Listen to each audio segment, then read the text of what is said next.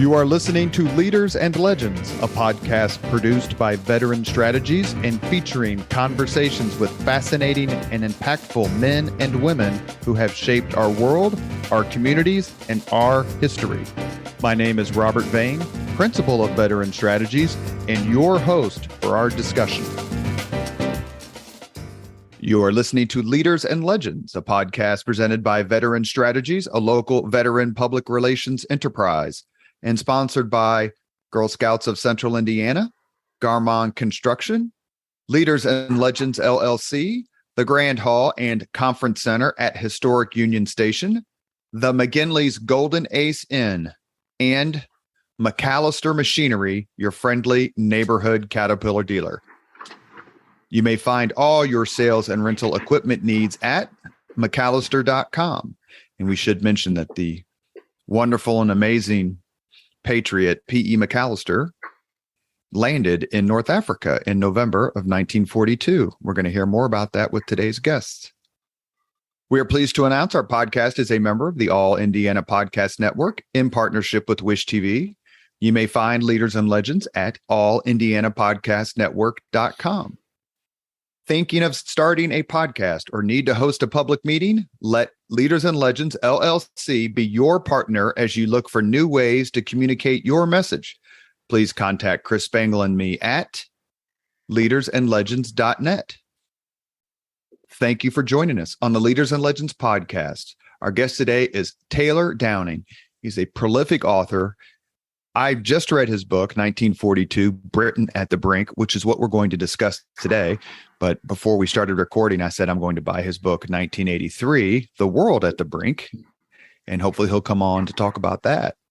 Taylor is a British historian. He's a television producer. He's a TV commentator, and he's also, I should say, one hell of a writer.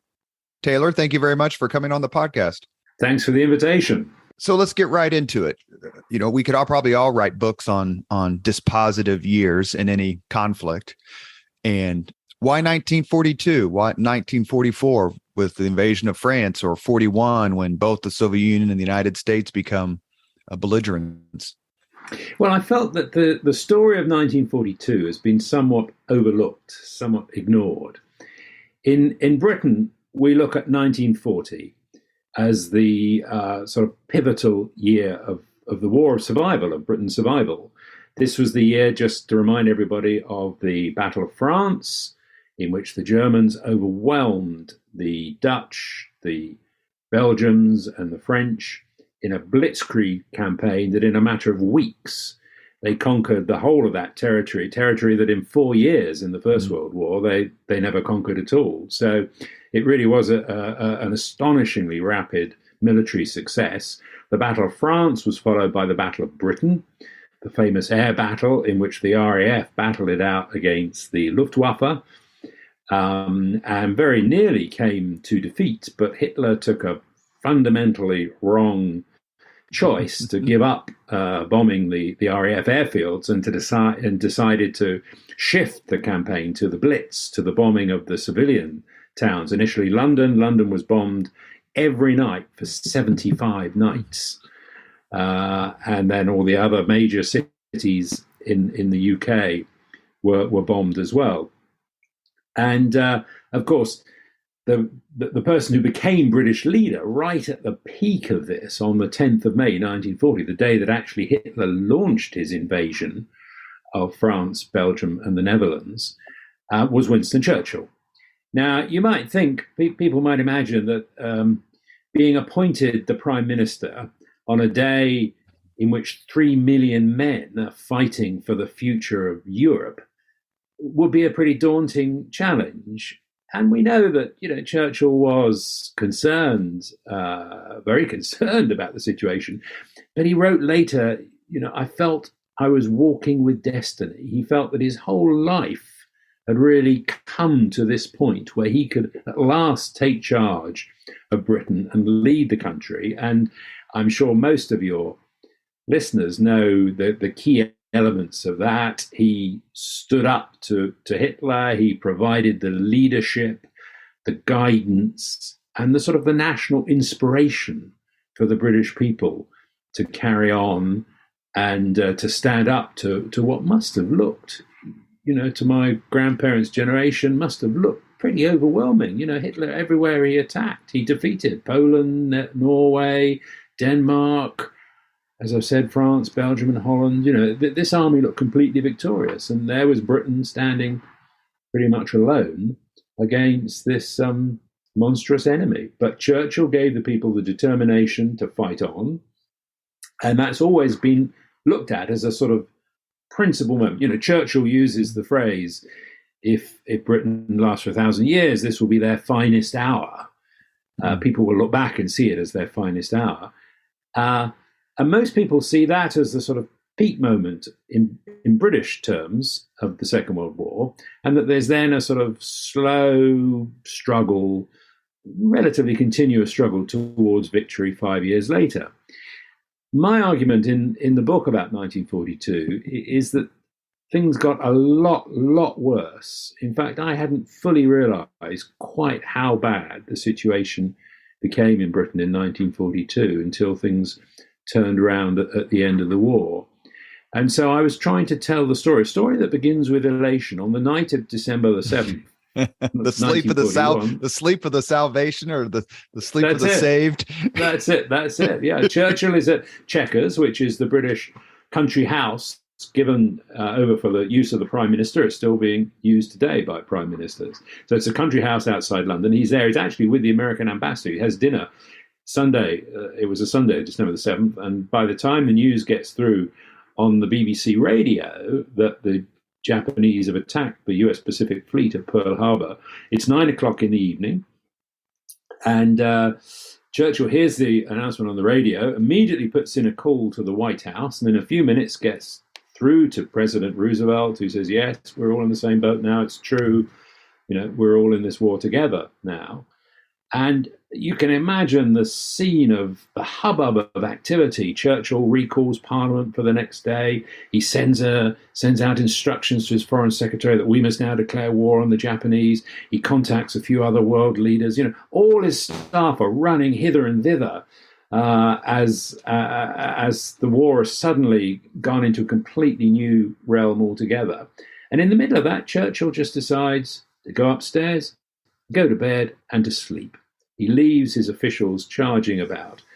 And he later says, as you just said, Robert, he later says, that night I slept the sleep of the saved and the thankful, because he knew with America in the war was won. And by this time, go ahead, I'm sorry. No, well, I was just going to say, just to complete that thought, that already the Soviet Union was in the war.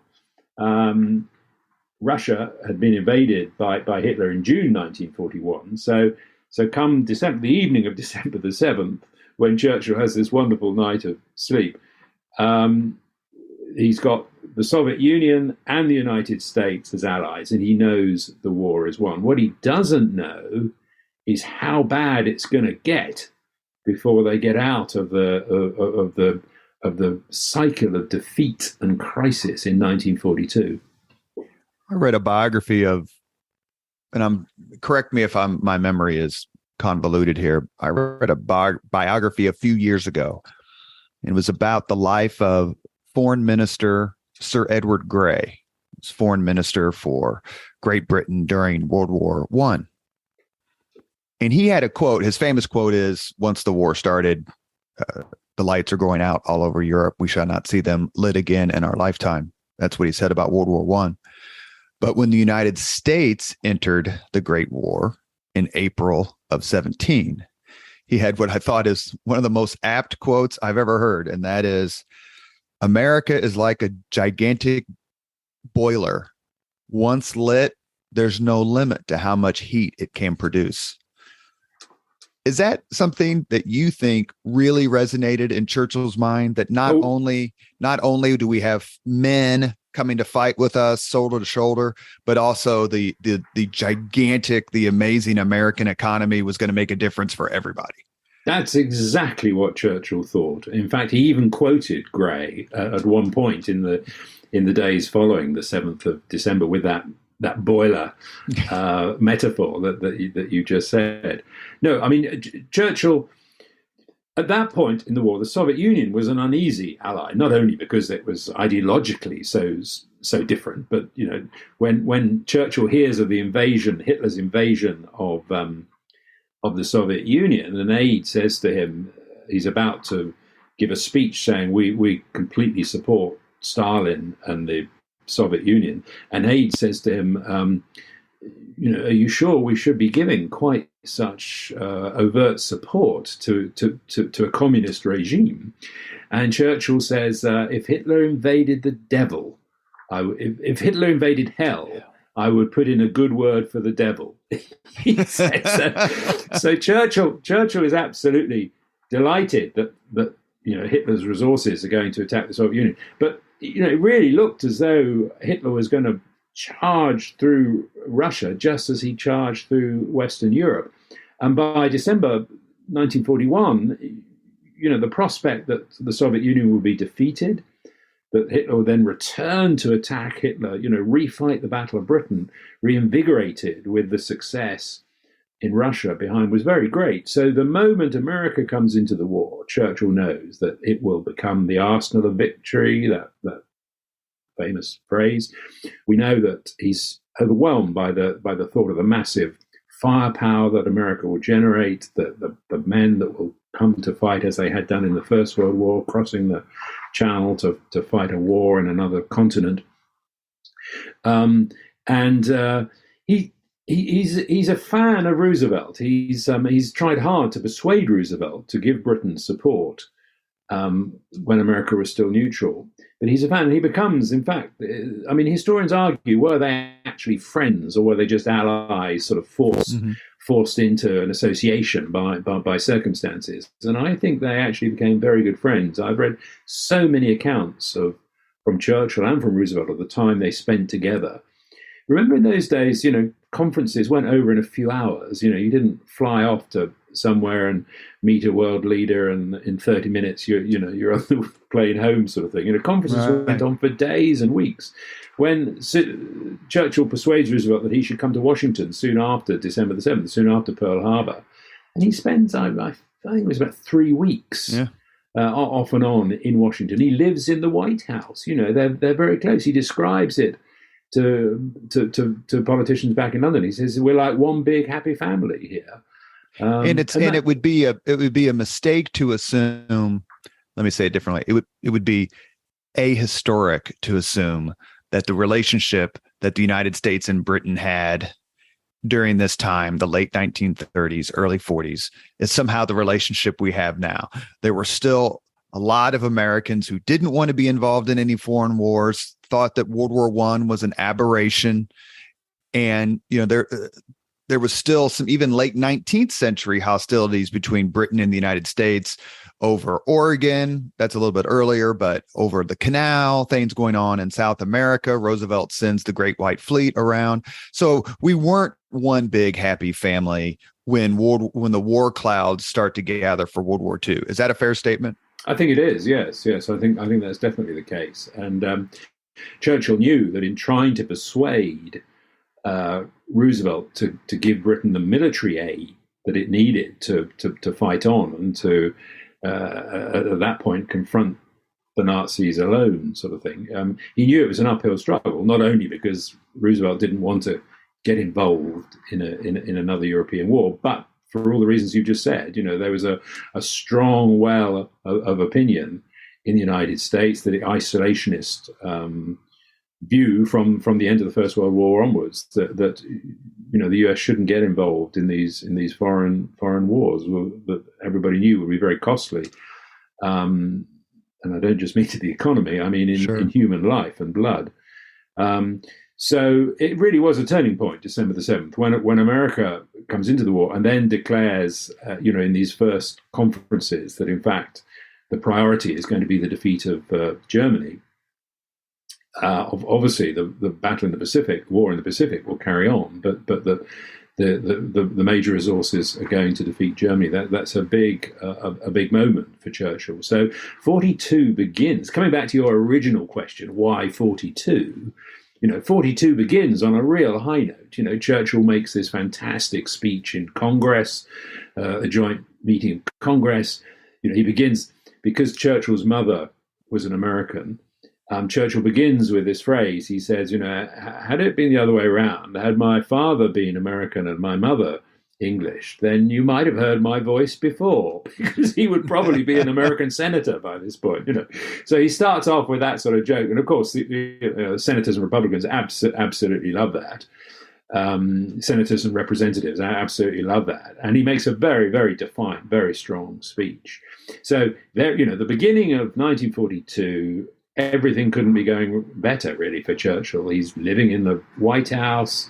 He's got the support, American popular support behind him. And he knows that although it'll take a while for the war machine to build up, he knows that with America in the war, the Allied cause, the Anglo-American cause, will eventually win. But what he doesn't know is how bad it will get in 1942. And that's really the subject of my book. That it isn't a smooth ride in British terms from 40 to 45. There is this real dip in 42 before things start recovering. You are listening to the Leaders and Legends podcast.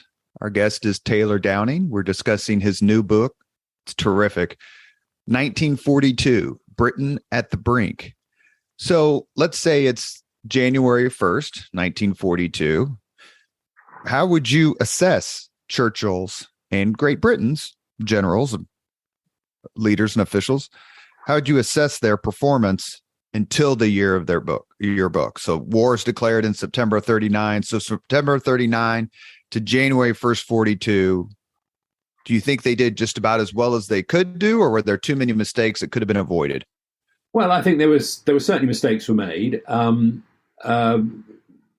The key engagements with the enemy up until 1942 had been a British expeditionary force had gone to Europe to stand by the French, as had happened in 1914. But unlike in 1914, where the conflict is rapidly into stalemate that lasts for years and years, as I was saying earlier, Hitler's army overwhelms the French and the British. The British retreat at Dunkirk. Churchill calls it a miracle of deliverance because the army wasn't wiped out. The British army wasn't wiped out. It managed to get away. About 330,000 men it managed to evacuate. But of course, you don't win wars by evacuations, by retreating. So Britain gets its men back into the United Kingdom, but most of its equipment is left. That's why Churchill is so keen to get American military support. And by that, we mean rifles, we mean vehicles, we mean the bullets to fire from the rifles. It's the very basic stuff that Britain has had to abandon in France. So that was a pretty disastrous start to the land fighting. Then there's the heroic moment in which a relatively small number of fighter pilots flying the Spitfires and Hurricanes in the Battle of Britain beat off the far greater numbers of the Luftwaffe. So I suppose that is a success point, certainly for the Royal Air Force. That's a moment of triumph. And then the only real engagements with the enemy are in North Africa, this sort of rather strange war that when Mussolini brings Italy into the war in June 1940, basically he thinks Britain is defeated. France is defeated, and he thinks Britain will be very soon defeated. So it's time for the Il Duce, as he called himself, the leader, to sort of exert his strength in the Mediterranean. He always saw the Mediterranean as legitimately an Italian lake, as it sort of had been in classical times. And so he invades Egypt, and the British army fights back, and again is quite successful in fighting the Italian army. Then Hitler sends Rommel, his most daring general, to support Italy, and the sort of seesaw war breaks out, going backwards and forwards along the North African coast. And that's really the only sort of military engagement there is up until 1942. So I don't think you can say it's a very creditable record up until your date, the 1st of January 1942. Certainly the RAF can be proud of their achievement, but the Army hasn't done anything very grand, very successful. The Navy has lost a lot of ships. The Royal Navy was still the largest naval force in the world in 1939, 1940. So I would say, we couldn't look back with much pride. We could look at the pride of the British people. I think we can look with pride at the determination of the British people. Tens of thousands of civilians are killed in the bombing of the British cities, but the spirit doesn't collapse. There is no widespread call for surrender or negotiated truce or anything like that, as so often happens. We see it happening today in Ukraine. That when you bomb people, you actually make the survivors more determined rather than want to give in. So that was certainly the case in Britain, and it became the case in Germany when the Allies were bombing Germany later in the war.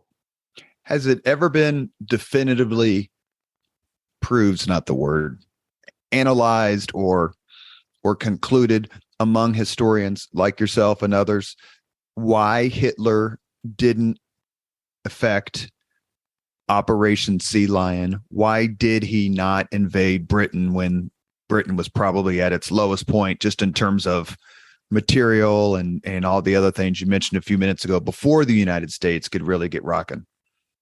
Yes, there is quite a debate about this. I mean, my view is that the invasion was never really practical. I mean, we know that when the invasion happened the other way around in 1944, it took pretty well 18 months of planning, the organization of a huge naval force with thousands of landing craft being available, a massive aerial operation that preceded the invasion. So we know the scale of what was needed in a cross-channel amphibious invasion. And Hitler just didn't have the resources to put that together. It had never really been envisaged in the 1930s that there would need to be an amphibious invasion of the United Kingdom. And so all that he really did was they brought up some barges from the Rhine, these sort of huge vessels you still see going up and down the Rhine today, up to the Channel ports, potentially with the idea of carrying men across the English Channel. But the Navy was still very much in control. Hitler knew that he couldn't mount an invasion unless he had aerial supremacy. Goering's, the chief of the Luftwaffe, says, leave it to me, Führer, I'll sort that one out, consider it done. But of course he doesn't do it, he fails there. So Hitler didn't have command of the sea, he didn't have command of the air. And I think an invasion would have failed, to be quite honest. And I think Hitler probably feared that, and he was all conquering, all successful, all triumphant at the time, so didn't want to take that risk. And in any way, I think he still thought that probably at some point, this crazy bulldog figure Churchill will come over and realize that there's only one sensible thing for Britain to do, and that is to sign a treaty with Germany, and then Hitler can get on with his life's crusade, which is to destroy Bolshevism, to destroy communism, and to exterminate the Jewish people. I mean, those are the two things that really obsessed Hitler in the war, disgusting though they were. And, Britain was just a sort of irritant on the side, really. They'll come to their senses before long, I think Hitler thought. So yes, you're absolutely right. In September, he does call off all the planning for an invasion, but my view is that it never would have been successful, and Hitler's heart was never really in it. If 1942 is the nadir, perhaps, of Great Britain in World War II, is it conversely the zenith for Nazi Germany? Was 42 the year that Hitler and the Germans could have won the war in the European theater? Well, I think that the key question there, Robert, is the Eastern Front, is what was happening on the Eastern Front. I mean, he succeeded everywhere in the West, and then, as we were saying just now, in June 41, he attacks Operation Barbarossa, who attacks the Soviet Union. He says he's going to kick the state down and it'll collapse in no time at all. And although hundreds of thousands. I mean, when you look at the numbers who surrender, the numbers of Russian soldiers who surrender to the Germans, I mean, the fighting in Ukraine and the capture of Kiev, as it was then called, was one of the biggest battles in military history up to that point. Hundreds of thousands of Russian soldiers end up surrendering. But the state is so vast, and the territory of the Soviet Union, today Russia, is so enormous that it's a bigger task. And throughout history, we've seen invaders fail to defeat Russia. Napoleon failed in 1812, and all of that, and Hitler fails in 1941. I think the only way he could have defeated Russia was quickly, and by the end of 1941, although the survival of the Soviet state is still lying in the balance, I think Hitler just about missed his opportunity. And as 1942 advances and the Soviets re-engage, whether it was ever possible for him to go on to defeat, I suppose it was possible. And certainly the British feared this. Were fearing it throughout 1942, that Rommel would defeat the Allies in North Africa and thrust across the Middle East through what was then Palestine, today's Israel, up into Syria, up into Iraq, that the German forces attacking the Soviet Union would then drive to the south, they'd capture Stalingrad, they'd move into the Caucasus, and they'd sort of join up then with the Japanese coming from the east. The fear was that the whole world would fall to fascism in Europe and militarism in the Far East. And so I think we should probably say, yes, there was a possibility that Hitler was all conquering in 1942.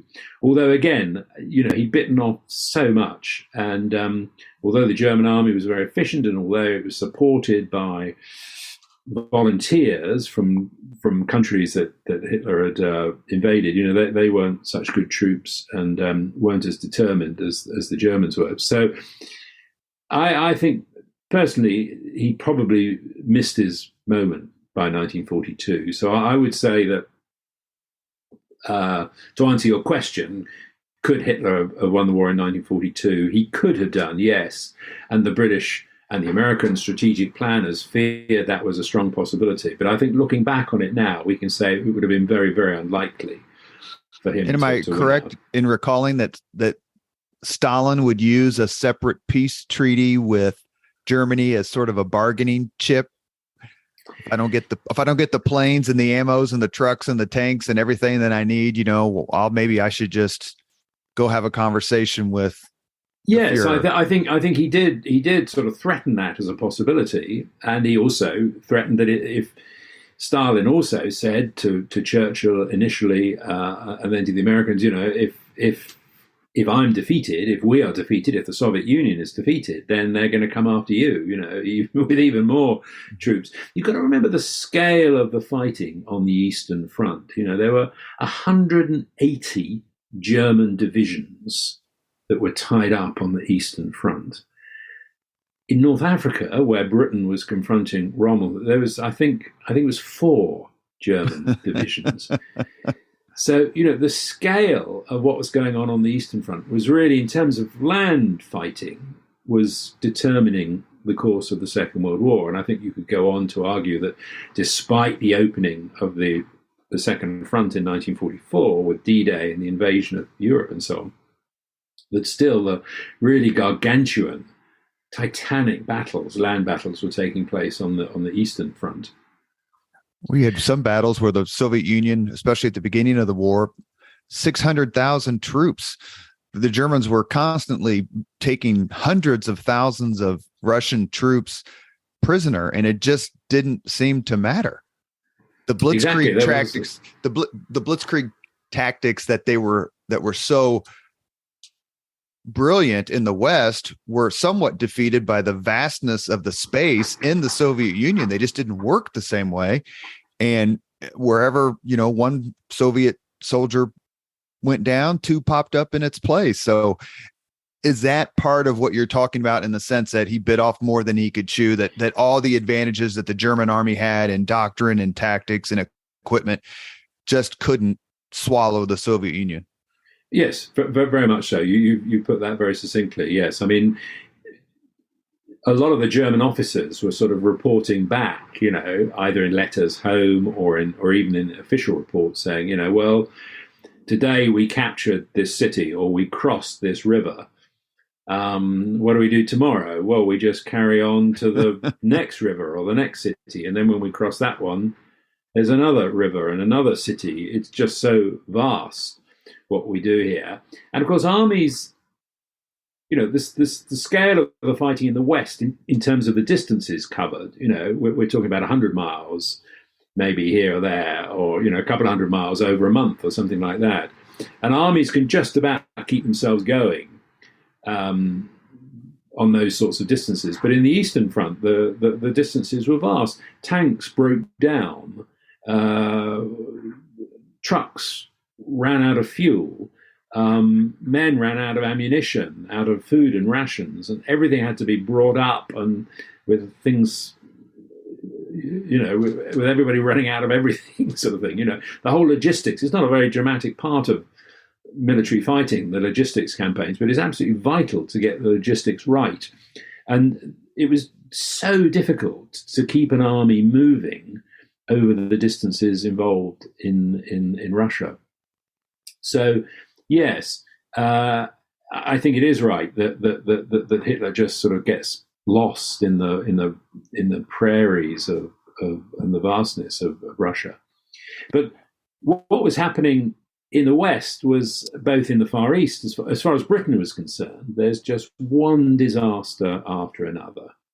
Soon after Pearl Harbor, Churchill sends two big battleships, a battle cruiser and a battleship, towards Malaya. They're both sunk by Japanese torpedo bombers.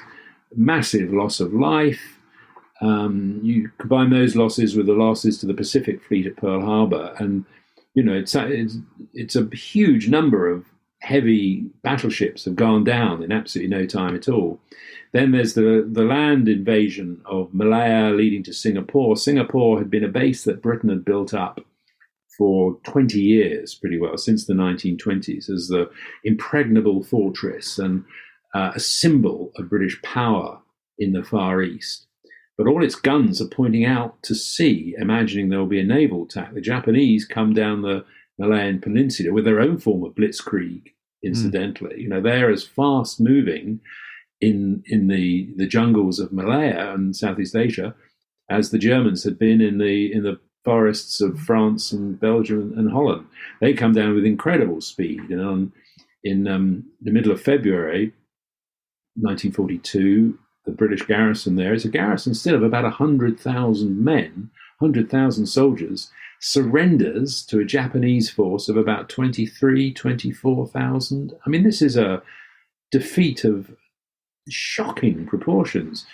Churchill describes it later as the biggest defeat biggest British military defeat in our history. It's absolutely catastrophic. And the photographs that go out of a British general walking out with a white flag to parley with the Japanese commander and eventually surrender, are tremendous. It's not just a military defeat, it's an imperial collapse, an imperial humiliation.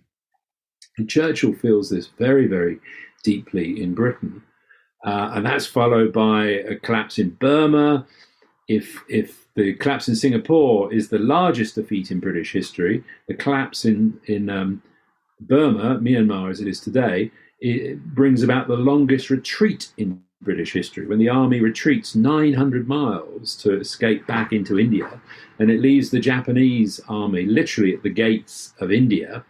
This is the great jewel in the crown of the British Empire, the vast continent of India. The Japanese sent a task force into the Bay of Bengal, a naval task force into the Bay of Bengal, and it looks as though maybe India even will be invaded at some point. They don't invade in the end, but it's certainly not because the British military had turned them around. So there's one disaster after another. And you know, what happens in a democracy is military disasters or military failures lead to a political crisis. No democratic leader can really stand up to defeat on the battlefield on this sort of scale without there being some internal political crisis. Now, it's interesting comparing that to Russia today, where, as we're talking, Putin is suffering one military defeat after another, but because he's a totalitarian, autocratic leader, he sort of controls public opinion, doesn't let the information get out, and so he at the moment, all things might change, but at the moment, you know, he is still politically relatively strong. In a democracy, you can't do that. Defeats on the battlefield produce a political crisis at home, and Churchill faces two votes against him in the House of Commons. A vote of no confidence at the end of January 1942, and then a vote of censure in June of 1942. And he survives both of them. Of course, he those who are attacking him are defeated in the House of Commons.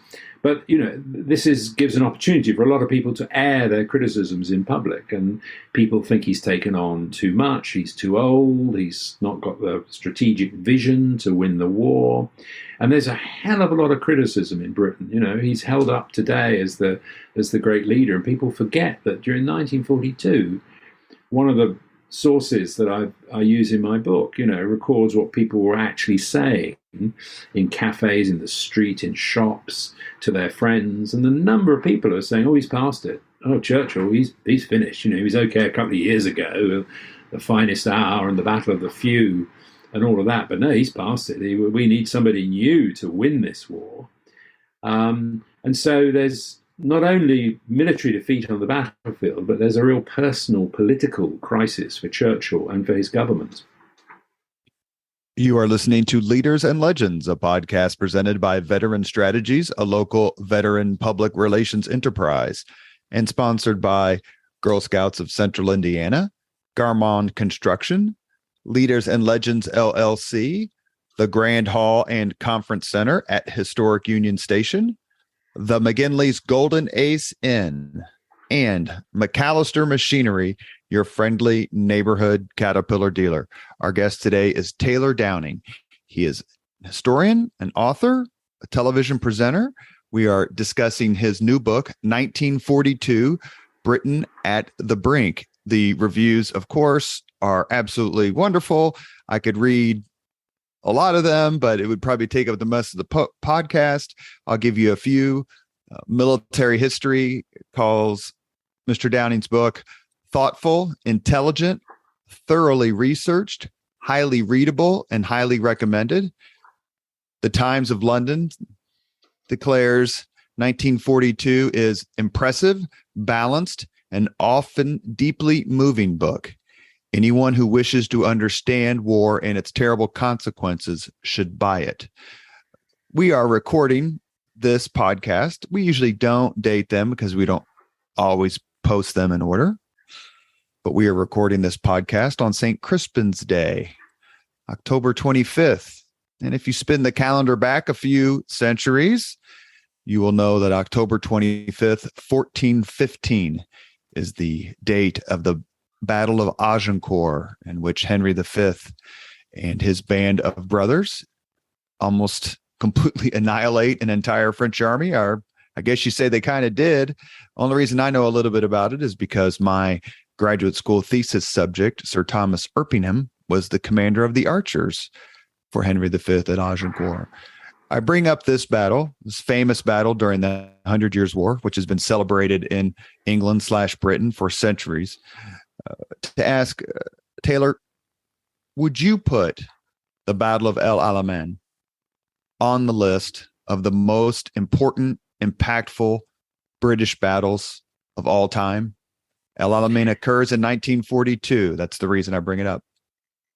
Yes, I think I probably would. I mean, that's a brilliant reminder of Agincourt and the importance of those battles there. And of course, many people might have seen the great movie with Laurence Olivier, Henry V, the Shakespeare play, in which that great victory is celebrated. Churchill always, by the way, had a very good sense of history, and he would often remind people, "Oh, today is the day of Agincourt, or today is the day of Trafalgar, or today is the day of the Battle of Waterloo," or something. And most of his people around him were far too busy worrying about that day but Churchill would always remember these big dates in history. But coming back to your question about El Alamein, so I've described briefly some of the disasters that took place, military disasters that took place during the course of 1942, and this war in North Africa was going backwards and forwards, but every time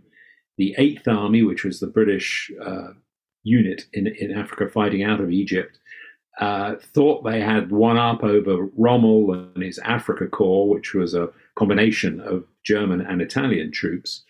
Rommel got the better of them and defeated them, and finally rolled back the whole army to within 60 miles of Alexandria and Cairo, the capital of Egypt. And it looked as though Egypt would fall to Rommel. And with that, the Middle East would probably collapse and go to the German side, with all the consequences that we were talking about just now.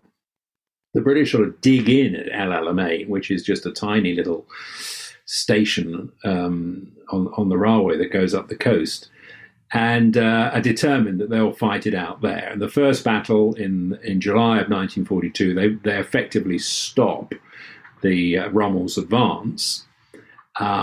But aren't strong enough to counterattack. Then a new general is appointed, General Bernard Montgomery, a controversial figure as he later became, but at this point, not so. And he reinvigorates the Eighth Army. It's re-equipped with a lot of American technology, particularly Sherman A4 tanks, are sent by the Americans in very large numbers. And some American artillery as well. And this sort of reinvigorated, reinforced army finally launches a counterattack in 1942. Now, at that point, Churchill's standing as Prime Minister, the great bulldog figure, is about as low as it ever got in the war. He is turning to his friends, his colleagues, his political aides, and he is saying, one more defeat and I'm out. This is it. I can't carry on. My premiership will have to come to an end. This run of military disasters, defeats, fiascos, can't go on. So Churchill knows that for him personally, politically, this is the turning point battle. And Montgomery engages with the Germans. Rommel is actually back in Germany to begin with. He doesn't think an attack is coming. So he's back in Germany, and it takes a few days for him to return to the battlefield. And Montgomery's planned this quite clever tactic of pretending to attack in the south, whereas in fact the main thrust is going in the north, and the German general who's there, Rommel's deputy, sort of falls for the deceit, and the battle ebbs and flows for several days. But finally, in early November, after about 10 days of fighting, it's not a brief battle, the Germans are routed and are in full-scale retreat. And this coincides just a few days later with the American landings in what was called Operation Torch in North Africa, in the western part of North Africa, in Morocco and Algiers. And although again that takes a long while to work its way out, Churchill feels that with the Americans now committing land forces, with the real major victory at El Alamein, that he can order for the first time the church bells to be rung in England. Now, the church bells have been silenced in 1939 when war was declared, but it was going to be the code in 1940 that the Germans had invaded. If the church bells started ringing, this was a sign that the invasion had begun. But all that's passed by now, of course. And in 1942, Churchill orders the church bells to be rung. And this time, it's not a sign of invasion or imminent defeat. It's a sign of victory. And Churchill is so relieved that at last he's got a victory.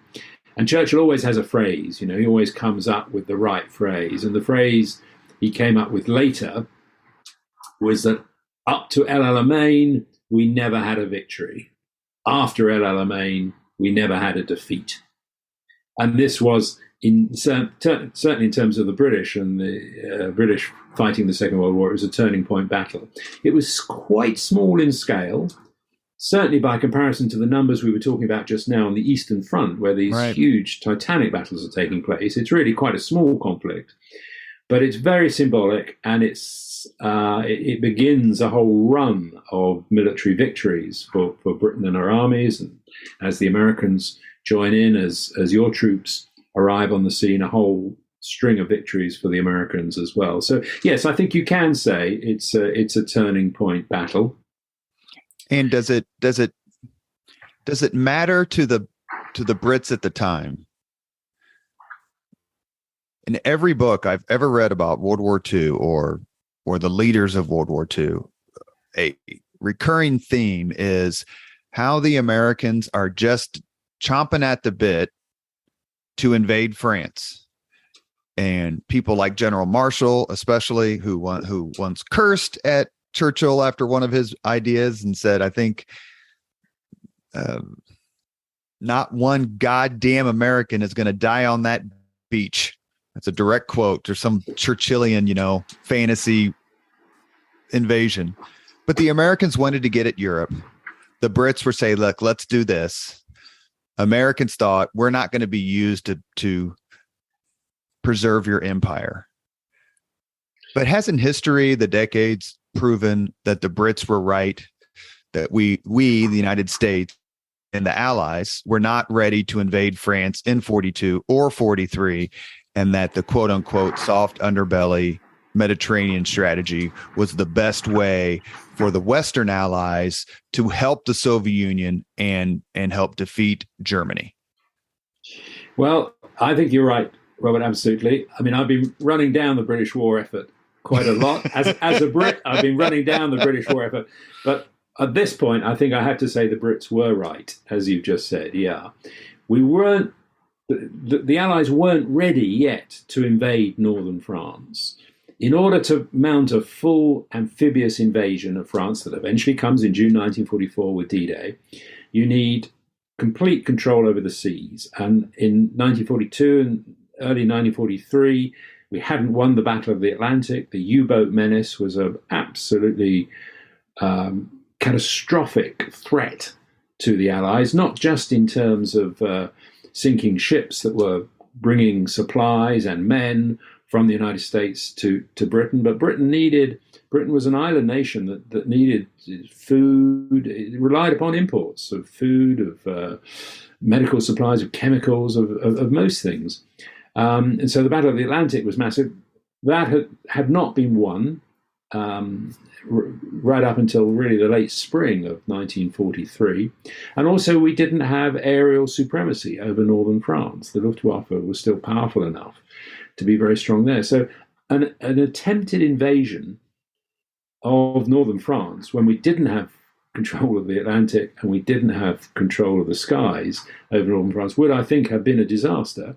And Churchill knew that and argued it very forcefully, that we should continue with the land battles where we're winning them. From North Africa, he wanted to invade Sicily. That did eventually happen. The Americans, you guys went along with that, but then you didn't really want to get involved in Italy. Churchill said, yes, we're right. Messina and Sicily is only 2 or 3 miles from the toe of Italy. We should get into Italy and start fighting there and continue the campaign there. And more General Marshall and the chiefs of staff in the States were saying, this is just some sort of sideshow. We've got to get the main assault in place in Northern Europe. And of course they were right. The only way to finally defeat Germany was to get an army on the ground moving across Europe and ultimately into Germany itself. So they were right in the long run, but I think Churchill and the British military chiefs, General Allenbuck, the chief of the General Staff, felt very much the same as Churchill, that that this was just too early, or 1942, 1943 as well, was just too early, and a defeat would not only be very difficult to come back from, but it wouldn't help Stalin. Stalin's calling for the second front. Open the second front. Come on, get on with it. Open a second front. But a second front that ends in disaster and another Dunkirk, another retreat from France, would have set back the whole Allied campaign a lot. So it was a near run thing, to quote the Duke. Yes, Wellington, indeed. Even with another turning point battle, Waterloo. Well, I mean, it was a near run thing with 18 months of planning, and the American economy, for at least a couple, 3 years geared up in a war footing. So no, I agree. I think both sides were right. It was just a matter of how the temporal connection it is you want to make. I want to, before we have a few more minutes here with Taylor Downing, I want to talk 2 battles as we end 1942, one which went past it, but one that was wholly within it in a different part of the world. Any list of the most impactful naval battles in history always includes the Battle of Midway, June of 42, in which the United States sunk 4 Japanese carriers, and any list of the most impactful or dispositive land battles of all time includes Stalingrad, where the Germans were eventually defeated in 43. And if you read about this battle, you read about the absolute limits of human endurance. When the oil is freezing in your tanks, it's cold. Taylor, talk to us, please, a little bit about those battles and why they were so important and led to, maybe as Churchill put it, the beginning of the end. Yeah, well, I mean, both of them. You're absolutely right. Remember that the Japanese had begun their assault upon the United States by attacking the fleet at Pearl Harbor. Luckily, the aircraft carriers were not in the harbor at Pearl Harbor when the Japanese raiders attacked. And so they sort of lived to fight another day. And the Japanese Navy were determined eventually that they must track them down, entice them into a battle, and then overwhelm them with their own, as they thought, superior naval power. And so that's exactly what they were trying to do in Midway. America had cracked the radio signals, knew what the Japanese plans were. There was then quite a lot of luck because there were 9 crucial minutes, I think it was, in the Battle of Midway, when the American aircraft find a couple of the carriers. They're at the most vulnerable point where aircraft are refueling, and there's lots of fuel tankers are around on deck and below decks and so on. And they hit the Japanese aircraft carriers at the perfect moment. I mean, I don't think it was quite designed that way, but they certainly couldn't have got luckier than that. So that was, and the Japanese Navy never really recovers from that. His army is still very strong and very difficult to defeat, but that was an absolute turning point and a sort of revenge for Pearl Harbor.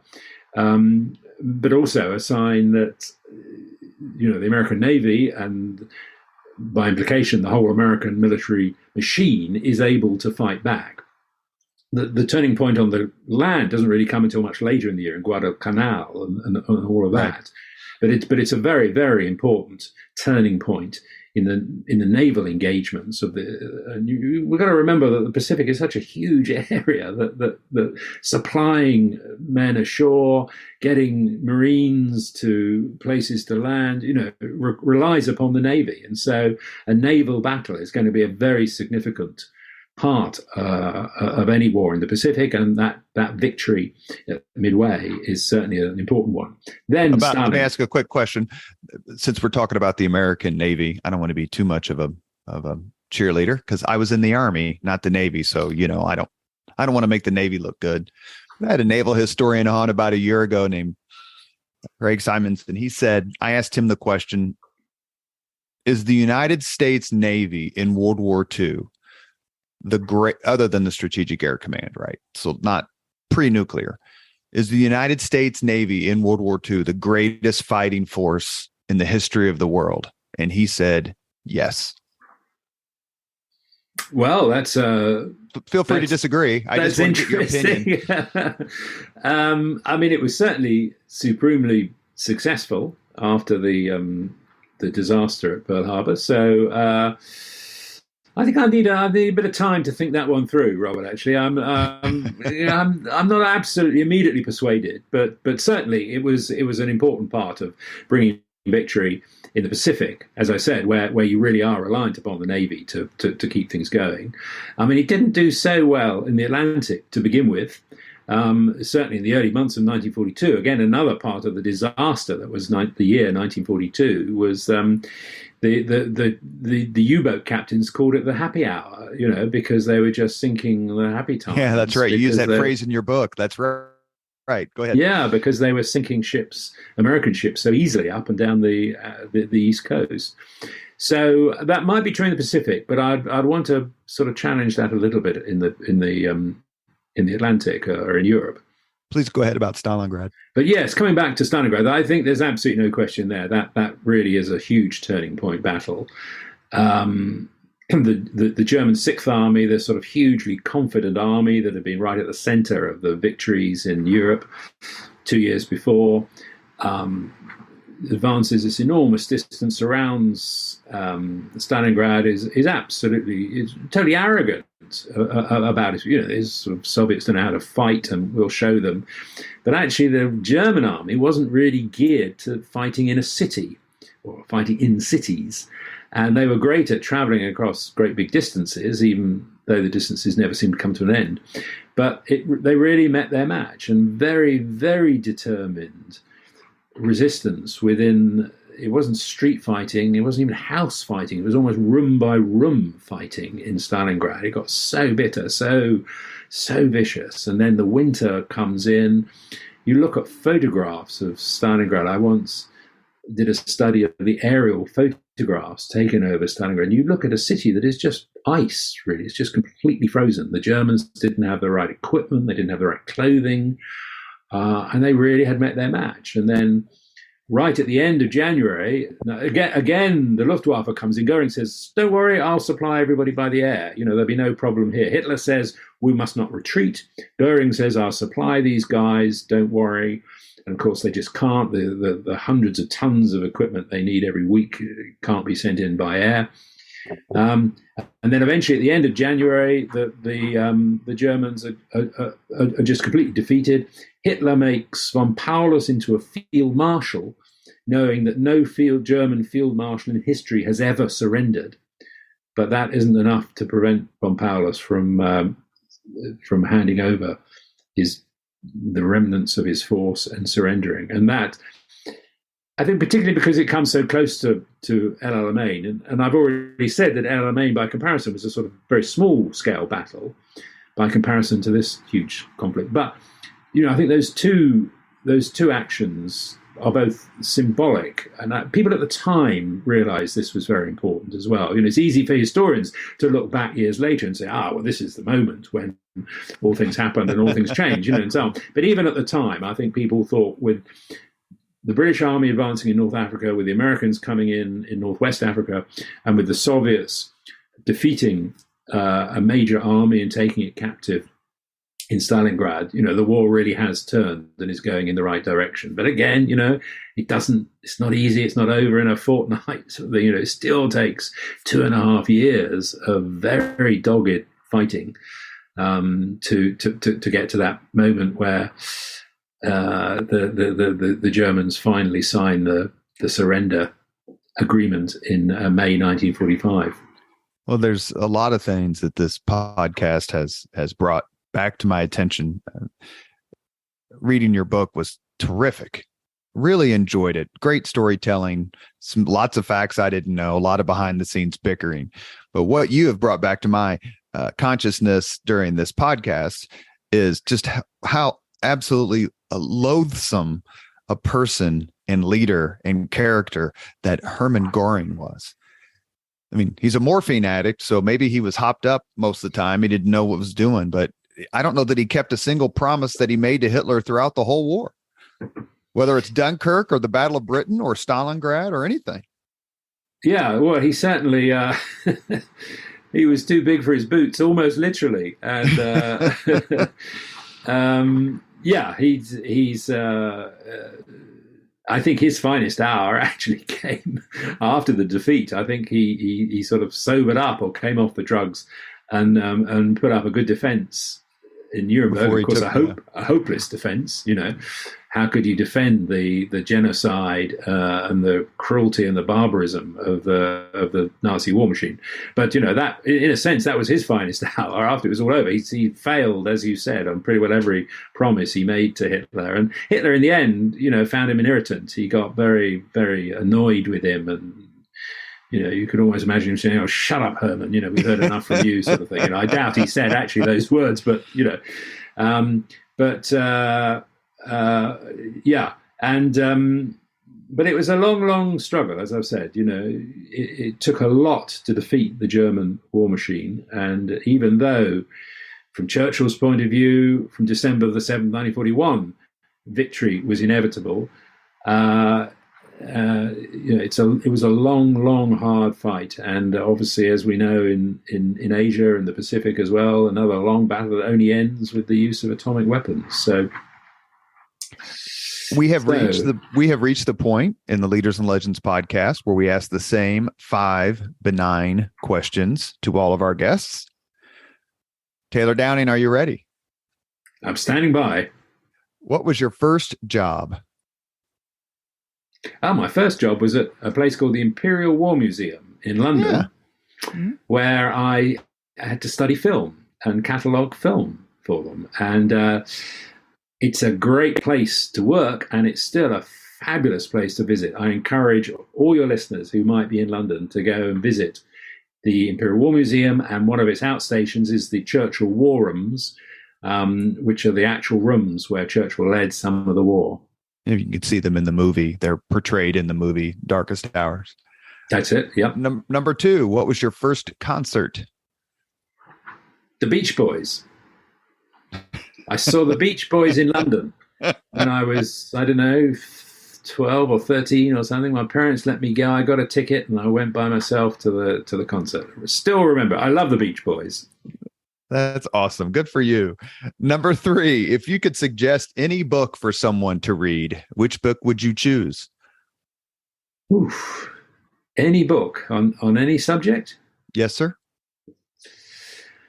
Well, I reread just recently George Orwell's book, 1984, which I read a long time ago as a student, and I hadn't read for a long time. And that has some very spooky predictions in it about the sort of world that we're almost living in today, where there is so much control over people's lives. So I would say to any of your listeners who haven't read 1984 by George Orwell, give it a go. It's not a happy read. It's not a cheerful book at all.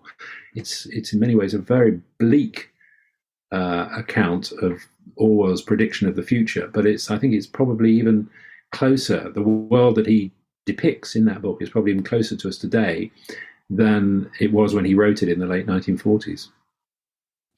If you could witness any event in history, be there in person as it happens, which event would you choose?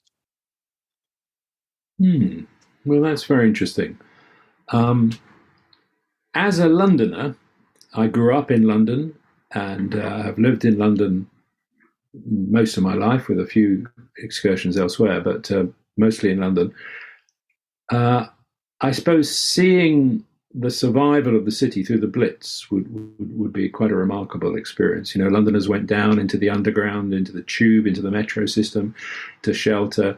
The area that I live in today was very heavily bombed in South London, and getting a sense of how people felt and that sort of sense of defiance and determination, I think to witness that firsthand would have been quite remarkable.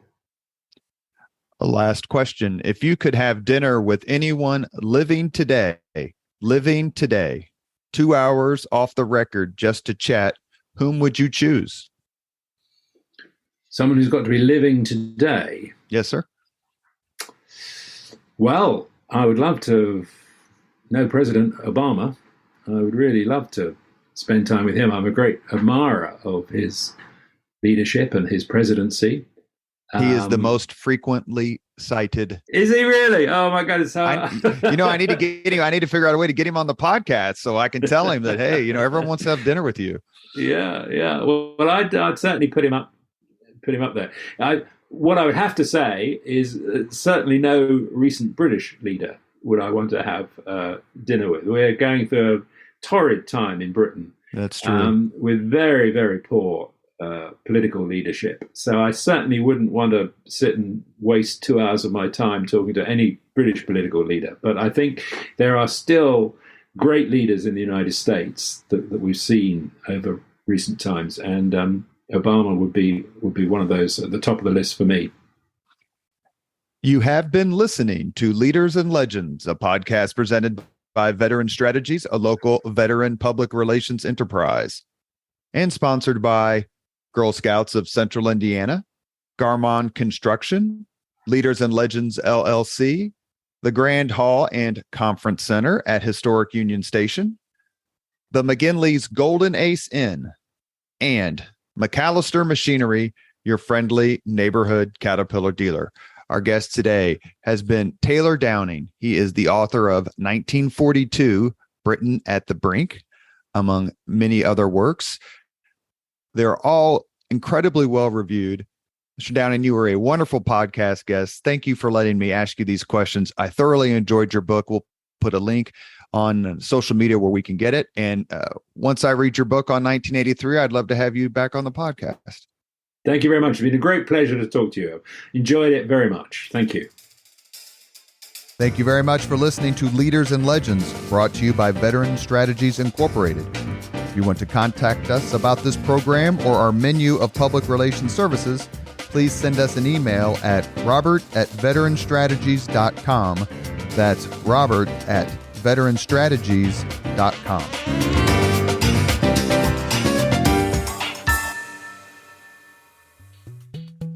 This podcast was produced and edited by Chris Spangle and Leaders and Legends LLC. If you're interested in starting a podcast or taking yours to the next level, please contact us at leadersandlegends.net.